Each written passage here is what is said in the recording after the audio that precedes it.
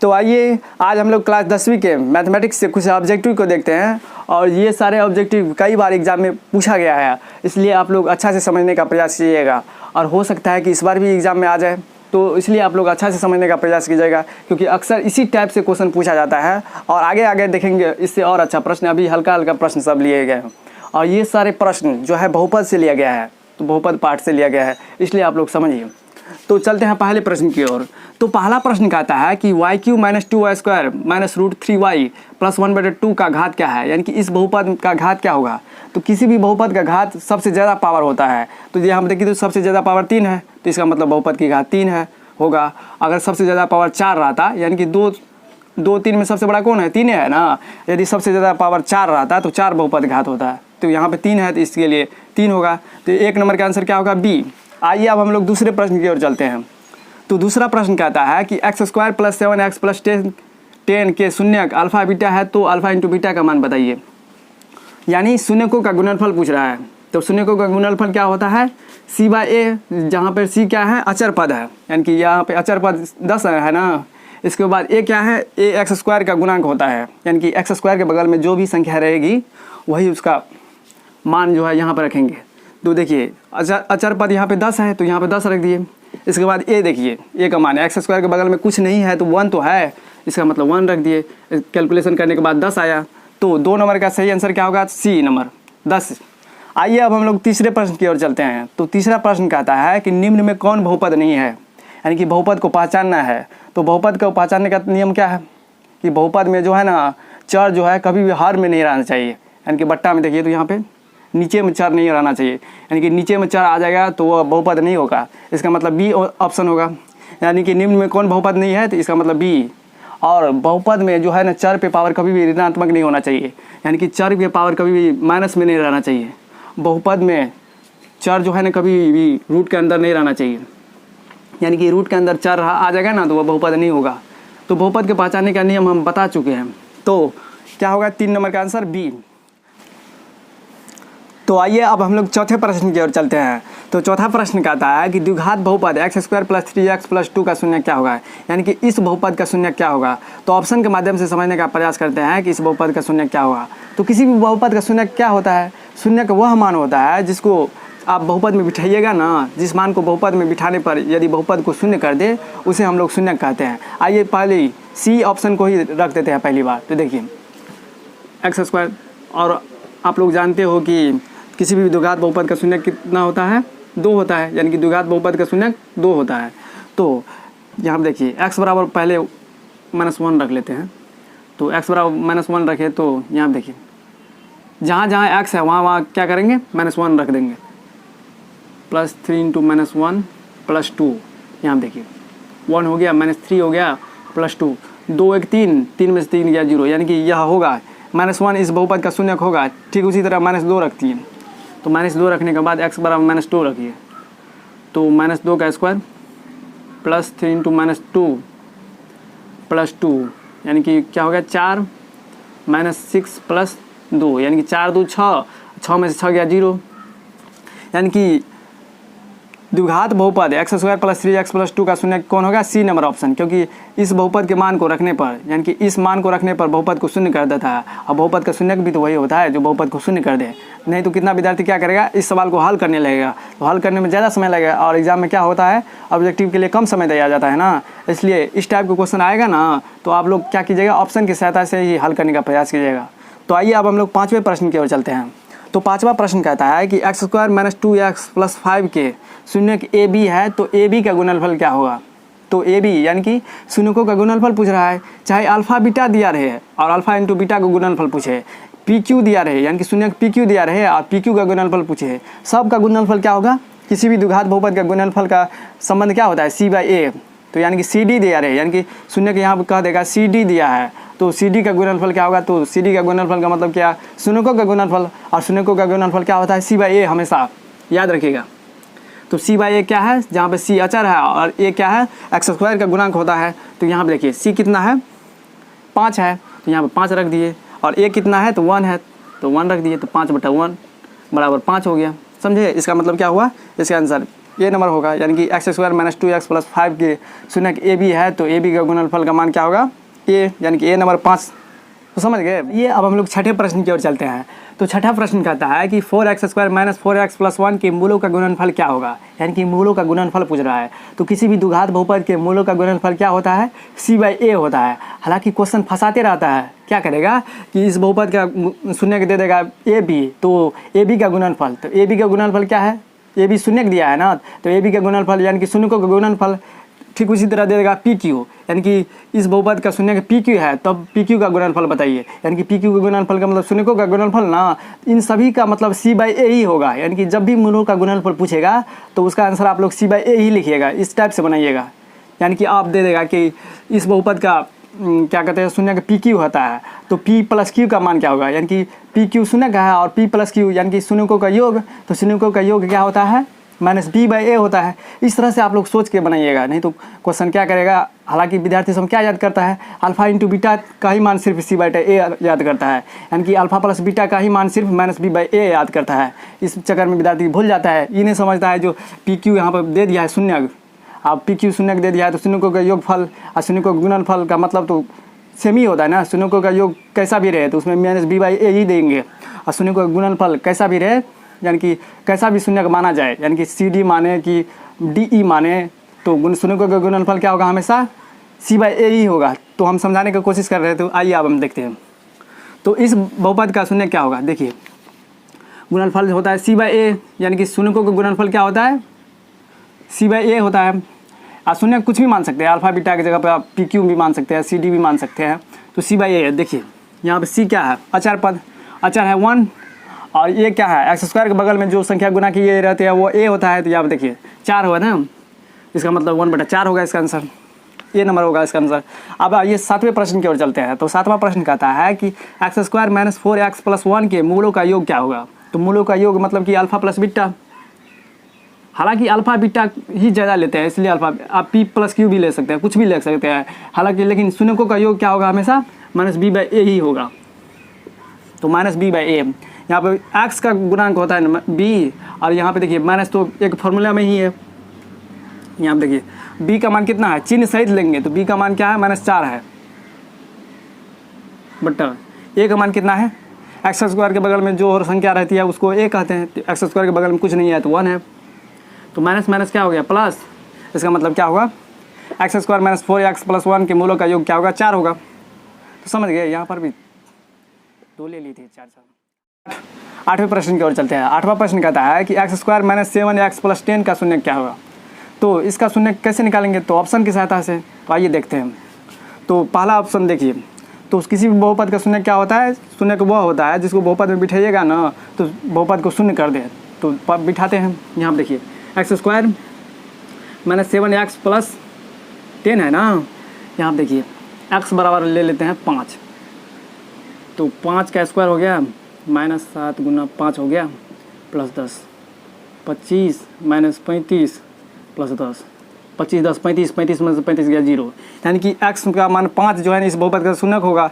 अब 2 को भी चेक करना पड़ेगा, तो यानी कि हम देखिए 2 का मान बिठाइए, तो यहाँ पे 2 का मान बिठाइए, 2 दूना 4, 7 दूना 14, 4 10 14 और माइनस 14, 14 माइनस 14 बराबर 0, यानी कि x बराबर 2 भी इस बहुपद का शून्य है। तो किसी भी द्विघात बहुपद का शून्य वह होता है, यानी कि द्विघात बहुपद का 2 शून्य होता है, यानी कि दोनों शून्य इस बहुपद में बिठाएंगे और बिठाने के बाद यदि शून्य आ जाए तो हम समझेंगे वही उसका ऑप्शन सही होगा। तो इस प्रश्न का उत्तर क्या होगा 5 यानी कि x square minus 7x plus 10 का शून्य क्या है 5 यानी कि ए ऑप्शन सही होगा। तो इस टाइप का जो भी प्रश्न दिया रहेगा ना तो आप तुरंत ऑप्शन के सहायता से ऑप्शन का मान बिठाने का प्रयास कीजिएगा, और ऑप्शन का मान यानी कि दोनों मान बिठाइएगा, यही नहीं जो एक मान बिठा दिए अगर मतलब शून्य आ गया तो समझेंगे कि इसका बहुपद का शून्य हो गया।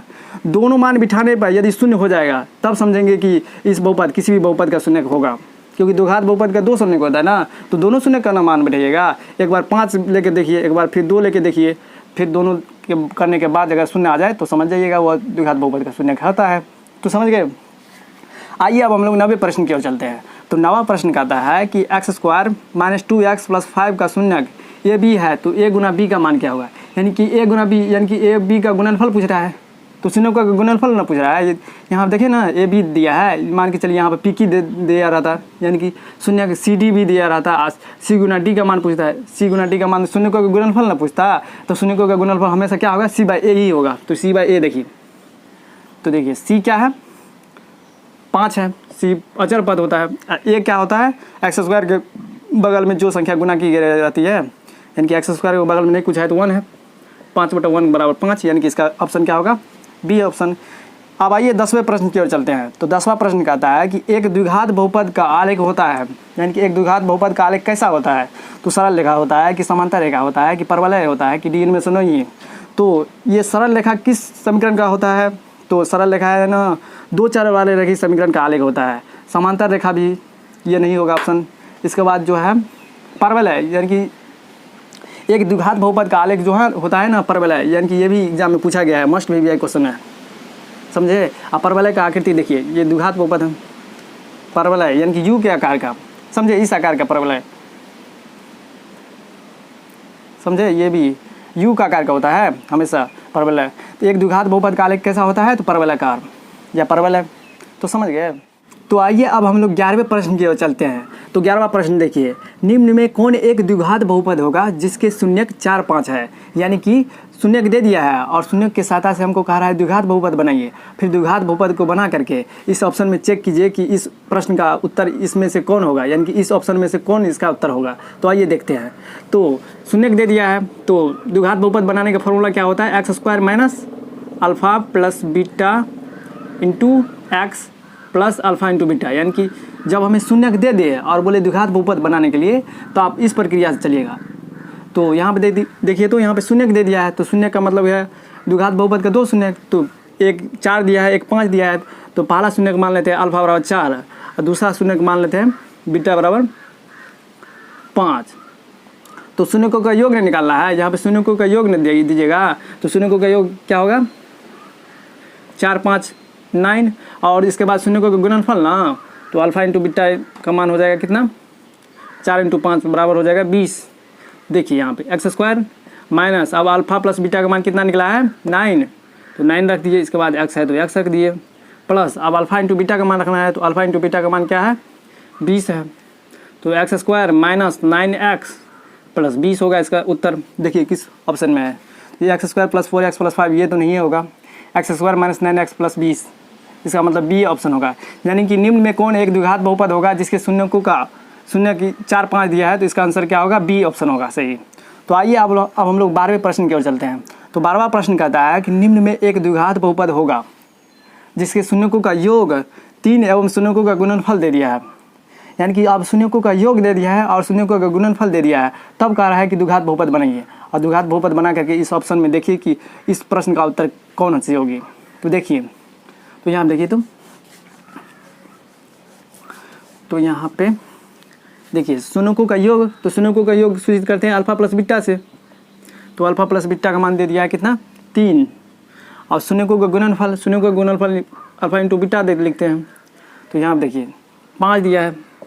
तो कितना विद्यार्थी करते रहता है क्या, शून्यक दिया रहता है, शून्यक की जगह पर यहाँ पर दे दिया रहता है, दे देगा तुरंत शून्य का गुणनफल। तो शून्यक दिया रहेगा तो सबसे पहले क्या करेंगे, शून्यकों का योग निकालेंगे, और शून्यक दिया रहेगा तो फिर इसके बाद क्या करेंगे, शून्यकों का गुणनफल निकालेंगे, तब इसके बाद इस फॉर्मूला में बैठेंगे। और जब शून्यकों का योग दे ही दिया है और शून्यकों का गुणनफल दे ही दिया है, तो डायरेक्ट इसी प्रश्न पे, यानी कि इसी सूत्र पे बिठा के निकाल लेंगे। तो समझ गए। तो यहाँ देखिए x² माइनस, तो अल्फ़ा प्लस बीटा का मान दिया है 3 into x plus alpha into beta का मान दे दिया 5, तो इसका मतलब x² माइनस 3x प्लस 5, यहाँ पर देखिए ऑप्शन में कौन सी है, तो इसका मतलब बी होगा इसका आंसर। तो समझ गए। तो शून्यकों का योग और शून्यकों का गुणनफल दिया रहे तब तुरंत डायरेक्ट फॉर्मूला पे लगा दीजिएगा। अगर शून्यक दे दिया रहे तब पहले शून्यकों का योग निकालिएगा, फिर शून्यकों का गुणनफल निकालिएगा, तब इस फॉर्मूला पे बिठाइएगा, तब निकल जाएगा आपको आसानी से। तो समझ गए। आइए अब हम लोग 13वें प्रश्न की ओर चलते हैं। तो 13वां प्रश्न कहता है कि x² प्लस 2x प्लस 3 में 1/α प्लस 1/बीटा का मान बताइए। तो 1/α प्लस बीटा का मान कैसे ज्ञात करेंगे। देखिए सबसे पहले ये इसका एलसीएम लेंगे। देखिए एलसीएम कैसे लिया जाता है, तो 1/α है ना, 1/बीटा है, तो अल्फ़ा इंटू बीटा होगा इसका एलसीएम। नहीं 2 3 रहता है तो 2 गुना 3 कर देते हैं, सेम राशि रहता है तो सेम दे देंगे। अलग अलग राशि रहता है, जब नहीं एलसीएम निकलते रहता है तो उसको गुना कर देते हैं, तो अलग अलग राशि है। तो अल्फा इंटू बीटा, तो अल्फा अल्फा कट गया, यहाँ पे बीटा हो गया, और बीटा बीटा कट गया तो अल्फा हो गया। चाहे बीटा प्लस अल्फा पूछे या अल्फा प्लस बीटा, इसका मान क्या होता है माइनस बी बाई ए होता है। और अल्फा इंटू बीटा का मान क्या होता है सी बाई ए होता है। तो ए कट गया तो इसका मतलब क्या हुआ माइनस बी बाई से। यानी कि जब भी पूछेगा कि 1 बटा अल्फा प्लस 1 बटा बीटा का मान बताइए, तुरंत उसका मान क्या निकालिएगा माइनस बी बाई सी। और minus B by C option में देख लेंगे, यहाँ पे देखिए इस बहुपद में। तो माइनस बी क्या होता है, बी क्या होता है एक्स का गुणा करना होता है, यानी एक्स के बगल में जो संख्या रहती है उसको बी कहते हैं। तो यहाँ पर माइनस तो पहले से है, अब बी का मान क्या होगा, एक्स के बगल में 2 संख्या है तो 2, और सी का मान तो सी तो कांस्टेंट होता है यानी अचर होता है, तो सी यहाँ पे 3 है तो 3 दे दिए, यानी कि माइनस 2/3। इसका क्या होगा आंसर माइनस 2/3। तो समझ गए, आपको जब भी बहुपद दे दिया रहेगा और 1 बटा अल्फा प्लस 1 बटा बीटा का मान कहीं निकालने के लिए तुरंत माइनस बी बाई सी पर चले जाइएगा। इतना नहीं कैलकुलेशन करना है, क्योंकि ऑब्जेक्टिव है ना, ऑब्जेक्टिव में इतना कैलकुलेशन कीजिएगा तो समय खत्म हो जाएगा। तो डायरेक्ट माइनस बी बाई सी पर जाइएगा और माइनस बी बाई सी का मान इस बहुपद से निकाल के जो होगा उसको बिठा दीजिएगा। तो समझ गए। आइए अब हम लोग 14वें प्रश्न की ओर चलते हैं। तो 14वां प्रश्न देखिए, x² + 7x + 10 में p² + q² का मान पूछ रहा है। तो देखिए कैसे निकाला जाता है। तो p² + q² का मान कैसे निकालेंगे, यहाँ पर देखिए। तो यहाँ पर क्या है, पी क्यू जहाँ पे शून्यक है, यहाँ पे पी क्यू शून्यक है, पी एम क्यू क्या है शून्यक है। तो शून्यक है तो देखिए कैसे, जैसे a² + b² को किस प्रकार लिखते हैं, a + b का होल स्क्वायर लिखते हो, -2ab लिखते हो ना। a² + b² का फॉर्मूला क्या होता है, a + b का होल स्क्वायर -2ab। ठीक उसी तरह देखिए यहाँ पे p², तो p² q² का मान क्या होगा, p + q का होल स्क्वायर -2 इंटू pq होगा ना। तो यहाँ देखिए p + q, यहाँ देखिए तो p एवं q शून्यक है, तो यहाँ pq क्या है जोड़ में है ना, तो यानी कि p + q का योगफल यानी कि शून्यकों का योगफल आ गया। इसके बाद देखिए p एवं q का गुणनफल यानी कि शून्यकों का गुणनफल आ गया, तो शून्यकों का योग इसमें से निकाल लेंगे। इसके बाद शून्यकों का गुणनफल इसमें से निकाल लेंगे और बिठा देंगे। तो यहाँ देखिए शून्यकों का योग क्या होगा, यानी कि p + q का मान क्या होगा, तो -b/a होता है, तो -b/ क्या होगा -7/1, तो -7 ही होगा। यहाँ पर देखिए -7 बिठा दिए।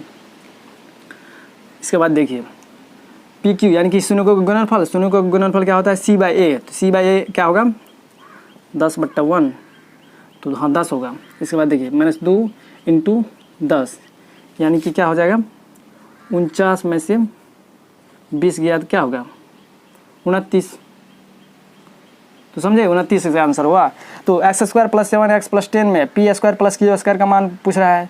तो जहाँ पे p एवं q शून्यक है तो सूत्र एक होता है a² + b² यानी कि a² + b² का मान होता है a + b का होल स्क्वायर -2ab। ठीक उसी तरह p² + q² का वैल्यू हो गया p + q का होल स्क्वायर -2 × pq। तो p + q यहाँ क्या है, pq शून्यक है तो p + q का योग मतलब कि शून्यकों का योग, और शून्यकों का योग हमेशा क्या होता है -b/a।